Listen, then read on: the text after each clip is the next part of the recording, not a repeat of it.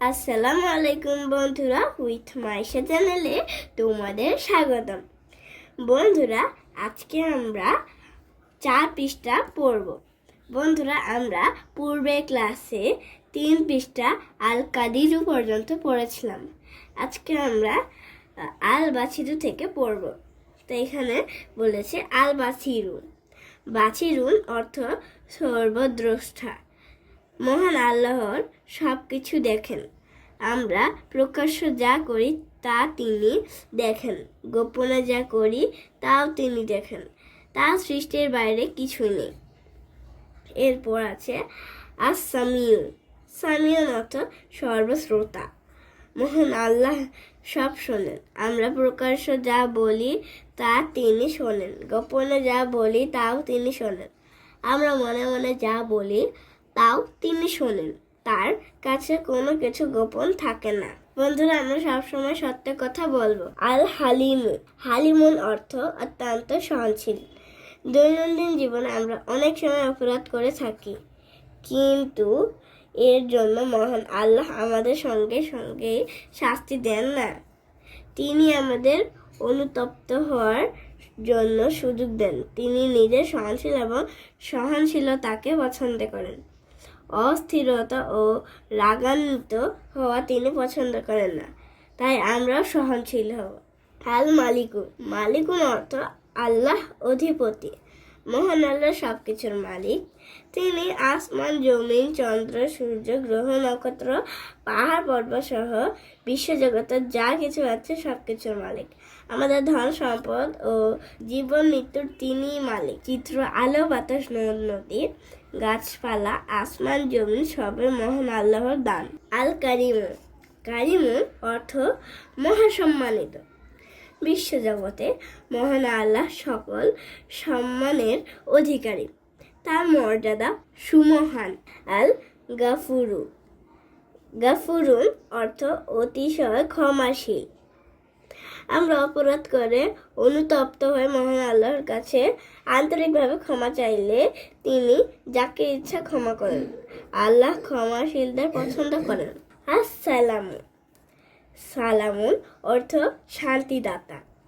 যারা মহান আল্লাহর নির্দেশ মেনে চলেন, তিনি তাদের দুনিয়া ও আখিরাতে শান্তি দান করেন। বিশ্বজগতে মহান আল্লাহ ছাড়া আর কেউ শান্তি দিতে পারেন না। এছাড়াও মহান আল্লাহর আরও অনেক সিফাতি গুণবাচক নাম রয়েছে। এইসব নামে তার পরিচয় খুব সুন্দরভাবে ফুটে উঠেছে। আমরা তার গুণাবলী সম্পর্কে জেনে সেসব গুণ নিজেদের জীবনে রূপায়িত করতে পারি। যেমন মহান আল্লাহর একটি নাম হচ্ছে রহমান বা পরম দয়ালু। তার এই গুণে প্রভাবিত হয়ে আমরা সকলের প্রতি দয়া প্রদর্শন করতে পারি। তার আরেকটি নাম রব বা প্রতিপালক। এর নামের গুণে গুণান্বিত হয়ে আমরা সৃষ্টির পরিচর্যা করতে পারি। এভাবে মহান আল্লাহর গুণ দ্বারা উদ্বুদ্ধ হয়ে আমরা ভালো কাজ করতে পারি। পবিত্র কোরআনে মহান আল্লাহ বলেন, ওয়ালিল্লাহিল আসমাউল হুসনা ফাদহু বিহা ওয়াজারুল্লাযিনা উলহিদুনা ফি আসমাইহি।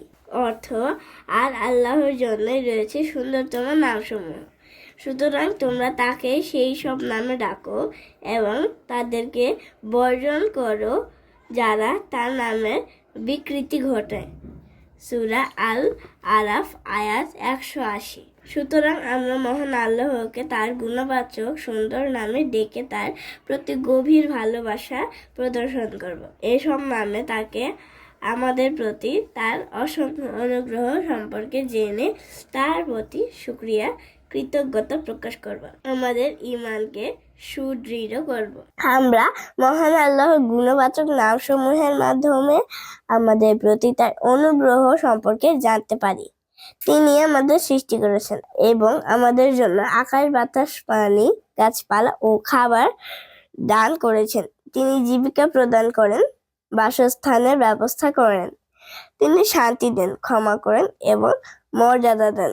এইসব দেখে আমাদের উচিত মহান আল্লাহর প্রতি শুকরিয়া প্রকাশ করা।